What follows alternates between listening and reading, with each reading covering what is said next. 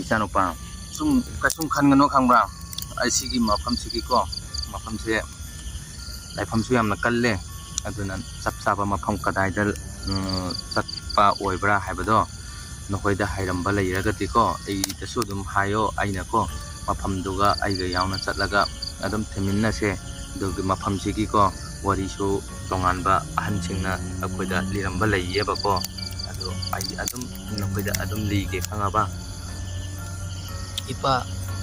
mafamsi ꯀꯔꯝꯍꯥꯏꯅ ꯑꯩꯈꯣꯏꯅ ꯍꯥꯏꯗꯣꯏꯁꯤ ꯈꯪꯗ꯭ꯔꯤ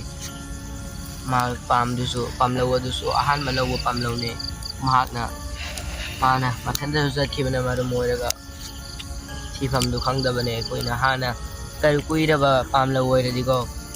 ꯈꯪꯕ ꯉꯝꯒꯗꯕ ꯃꯐꯝꯗꯨ ꯇꯥꯛꯄ ꯉꯝꯒꯗꯕ ꯀꯔꯝꯍꯥꯏꯅ ꯇꯥꯛꯀꯗꯧꯗꯤ ꯈꯪꯗꯦ ꯃꯐꯝꯁꯤꯕꯨꯗꯤ ꯁ꯭ꯋꯥꯏꯒꯤ ꯆꯤꯡꯌꯥ ꯁ꯭ꯋꯥꯏꯁꯤꯗꯅꯦ ꯍꯥꯏꯔꯝꯕꯗꯤ ꯅꯪꯅ ꯍꯥꯏꯕꯗꯣꯀꯣ ꯏꯆꯥꯅꯨꯄꯥ ꯑꯩ ꯚꯥꯞ ꯇꯥꯔꯦ ꯑꯩꯈꯣꯏ ꯁꯤꯗꯀꯣ ꯑꯩꯈꯣꯏꯒꯤ ꯁꯤꯒꯤ ꯈꯨꯟꯒꯤ ꯃꯤꯁꯨꯀꯣ ꯑꯩꯈꯣꯏꯒꯤ ꯈꯨꯟꯒꯤ ꯃꯤ ꯅꯧꯅ ꯂꯥꯛꯄꯁꯨꯀꯣ ꯑꯁꯤꯗ ꯌꯥꯝꯅ ꯈꯨꯗꯣꯡꯊꯤꯕ ꯌꯥꯝꯅ ꯅꯪꯕ ꯃꯐꯝ ꯂꯩꯌꯦ ꯈꯪꯕ꯭ꯔꯥ ꯑꯁꯤꯒꯤ ꯃꯐꯝꯁꯤꯕꯨ ꯆꯪꯉꯕ ꯑꯗꯨꯝ ꯈꯨꯗꯣꯡ ꯍꯦꯛꯇ ꯊꯤꯕꯀꯣ ꯑꯩꯈꯣꯏ ꯁꯤꯗꯁꯨ ꯅꯧꯅ ꯂꯥꯛꯄ ꯃꯤ ꯈꯔꯗꯤ ꯑꯗꯨꯝ ꯑꯁꯤꯒꯨꯝꯕ ꯈꯨꯗꯣꯡꯊꯤꯕꯁꯤ ꯃꯥꯌꯣꯛꯅꯕꯅꯦ ꯑꯩ ꯈꯪꯒꯅꯤ ꯃꯐꯝꯗꯣ ꯑꯩꯈꯣꯏ ꯁꯤꯒꯤ ꯈꯤꯇꯪ ꯍꯥꯏꯒꯠꯂꯒꯀꯣ ꯍꯧꯖꯤꯛ ꯃꯤ ꯑꯃꯅꯀꯣ ꯑꯁꯤꯒꯤ ꯇꯪꯒꯤ ꯃꯤ ꯈꯔ ꯑꯃꯅ ꯁꯤꯗ ꯍꯧꯖꯤꯛ ꯁꯤꯡ ꯌꯥꯜꯂꯦꯕꯀꯣ ꯑꯗꯨꯒꯤ ꯃꯐꯝꯗꯨꯗ ꯑꯣꯏꯕ ꯌꯥꯏ ꯑꯩ ꯆꯤꯡꯅꯕ ꯂꯩꯌꯦꯕ ꯈꯪꯉꯕ ꯑꯗꯣ ꯃꯐꯝꯗꯨꯗ ꯑꯩꯒ ꯅꯪꯒ ꯆꯠꯁꯦ ꯑꯗꯨ ꯌꯥꯝꯅꯗꯤ ꯀꯣ ꯌꯥꯝ ꯗꯦꯟꯖꯔ ꯑꯣꯏꯕ ꯃꯐꯝꯅꯦ ꯑꯁꯤꯒꯤ ꯃꯐꯝꯁꯤꯀꯣ ꯌꯥꯝꯅꯁꯨ ꯁꯨꯛꯄꯀꯣ ꯑꯗꯨꯒꯅꯦ ꯌꯥꯝꯅ ꯇꯝꯅꯕ ꯑꯗꯨꯒ ꯑꯁꯤꯗꯀꯣ ꯑꯩꯈꯣꯏꯒꯤ ꯑꯍꯜ ꯂꯃꯟꯁꯤꯡꯅ ꯍꯥꯟꯅ ꯅꯤꯡꯊꯧ ꯄꯥꯟꯕꯁꯤꯡꯅ ꯍꯥꯏꯔꯝꯃꯦꯕꯀꯣ ꯁꯤꯒꯤ ꯃꯐꯝꯁꯤꯗꯀꯣ ꯃꯤꯒꯤ ꯃꯁꯛꯇꯤ ꯃꯨꯟꯅ ꯈꯪꯕ ꯉꯝꯗꯕ ꯐꯤ ꯑꯉꯧꯕ ꯉꯥꯛꯇ ꯁꯦꯠꯂꯒꯀꯣ ꯃꯐꯝꯁꯤꯗ ꯑꯗꯨꯝ ꯀꯣꯏꯆꯠ ꯆꯠꯄ ꯃꯐꯝꯁꯤꯗ ꯀꯣꯏꯆꯠꯇ ꯆꯠꯄꯀꯣ ꯑꯅꯧꯕ ꯂꯥꯛꯄ ꯃꯤꯁꯦ ꯃꯥꯅ ꯍꯦꯛꯇ ꯄꯨꯈꯤꯕ꯭ꯔꯥ ꯐꯥꯈꯤꯕ꯭ꯔꯥ ꯀꯔꯤꯅꯣ ꯀꯃꯥꯏꯅ ꯇꯧꯕꯅꯣ ꯈꯪꯗꯦ ꯍꯦꯛꯇ ꯑꯗꯨꯝ ꯁꯤꯔꯒ ꯑꯗꯨꯝ ꯐꯪꯉꯦ ꯂꯥꯏꯌꯦꯡ ꯀꯔꯤꯒꯨꯝꯕꯀꯣ ꯃꯥꯅ ꯁꯤꯗ꯭ꯔꯤꯉꯩꯗ ꯍꯤꯡꯉꯤꯉꯩꯒꯤ ꯃꯇꯝꯗꯀꯣ ꯃꯥꯕꯨ ꯍꯦꯛ ꯐꯪꯍꯧꯔꯒꯗꯤꯀꯣ ꯅꯄꯥ ꯑꯩꯅ ꯑꯗꯨꯝ ꯃꯥꯁꯤ ꯂꯥꯏꯌꯦꯡꯕ ꯉꯝꯒꯅꯦꯕ ꯑꯗꯨꯒ ꯀꯔꯤꯒꯨꯝꯕ ꯁꯤꯅ ꯐꯪꯉꯗꯤꯀꯣ ꯑꯗꯨꯗꯤ ꯑꯩ ꯍꯥꯏꯕ ꯉꯝꯃꯣꯏ ꯑꯗꯨꯅ ꯍꯌꯦꯡꯁꯦꯀꯣ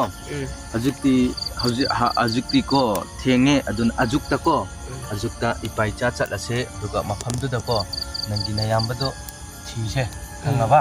ꯍꯧꯖꯤꯛꯀꯤꯗꯤ ꯅꯪ ꯋꯥꯒꯅꯨ ꯑꯩꯒꯤ ꯌꯨꯝꯗ ꯅꯨꯡꯉꯥꯏꯅ ꯄꯣꯊꯥꯔꯣ ꯑꯗꯨꯒ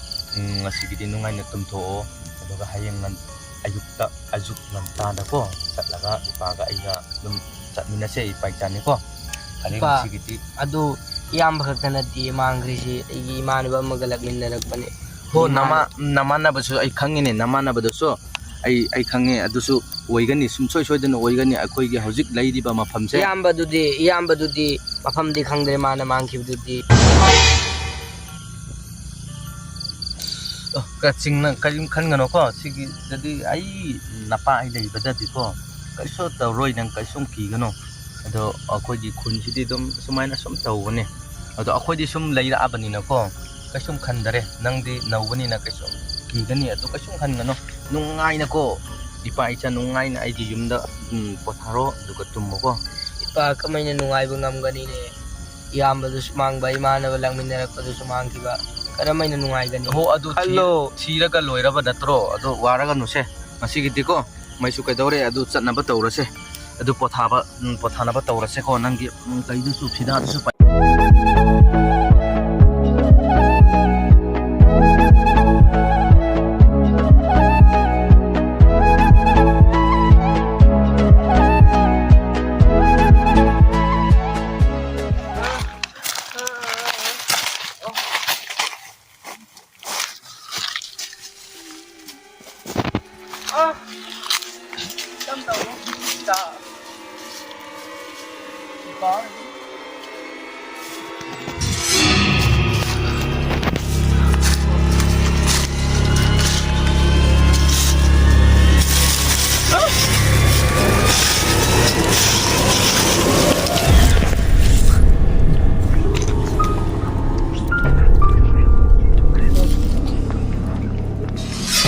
ipa lamlong si mari mga phangamne kayam de som je asonda satpa yaroi chanpa asum son ko da duga asida pam mi do asida lai ne kha chaka chaslao son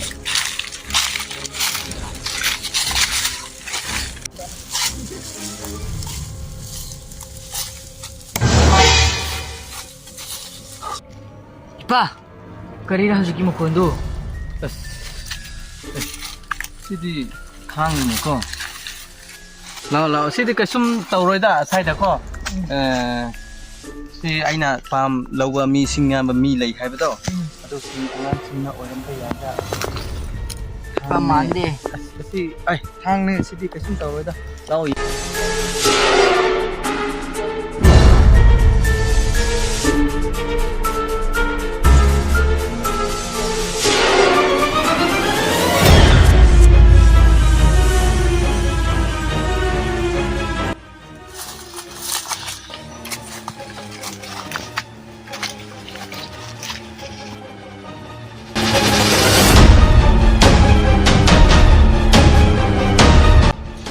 na thao ko tai chau no na thuna jang cha anai kai khong po su mai pho to in thui lo da ni na ti ko sang ma po tai mu po lai ya কি কইছো তুমি কি কইছো মই বুঝা নাই র লাউরা কি কইছো কো যাইছে ইয়াতে কি বিষয় যাইছো জঙ্গল তে সো মারি দেব দে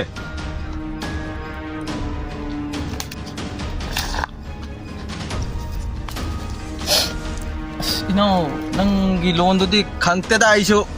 eh karom da kana kadai khun di lak pro nang bo ai so si khunda ai di pamyan leibne oh adu ai di nang uba matam da ko koi khun ni mi ma le ne aduna aina ai gi lon da ngang mani ko sawan ko ai so ai khoi mayang man ba adura nangon dai mayang lon da lon bane oh hoi adu ko ita ai inau ai sumaina nangon da ko wa ma hai ge ba ko noi gi si khunda noi pam singya le hai ba di ai khang nge he ba ko ado asigi isanu pa se ko magi mayamba ama asigi khunda singyan ba sappadagi halakare matang khara te apta amu phari than sumaya koire hai ba ko ado aidi adum jingna bane khoi khunda na khoi na singyan ba mafam se ko yamna laifam kan ma mafam oi pane aidi khang pane aduna mafam sida ai sum choi choi na ma phangkani hai ba do wakhanda ko thajaba ama laibata ki aina thapane ado noi upra ado ko inau asigi thang se ko kana yu obra asai tarak pane khoi chat ai khoi ni adu thiba kumak pane khoi so pare ado si thang ki so pai khro ado si mapom urati ko noi ape upo oirakati aingonda paupiyo ado chatmina che ko chatse kai de chat para mu ji ado matung inchine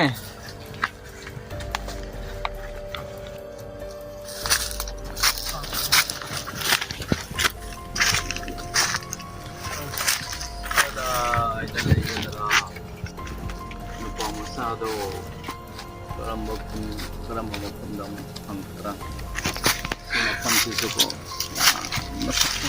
mo ko do tse mo gi ma tong lagai ja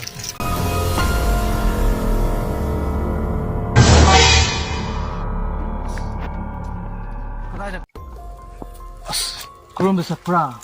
huziki inau ani do karom da sapro ai gi imang makta chat khibani ne aduga hakta mang badi jingnaba ama laye ko ai mafam se ko khara ase asonda chatse lao yengse mo ko chatpado from the surprise yengse ipa ai yam ki ipa aski kano he kadi no ai yaw puni ni ang yaw bu jan ji bang gi ipa dalao ko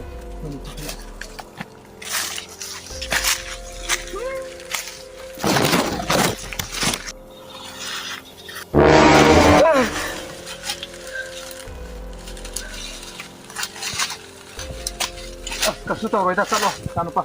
lo ke koi wakhal na bahat na satak pane ko alo ti tawro lo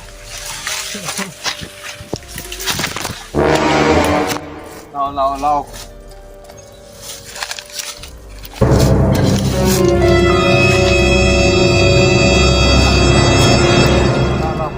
ko asunda asudi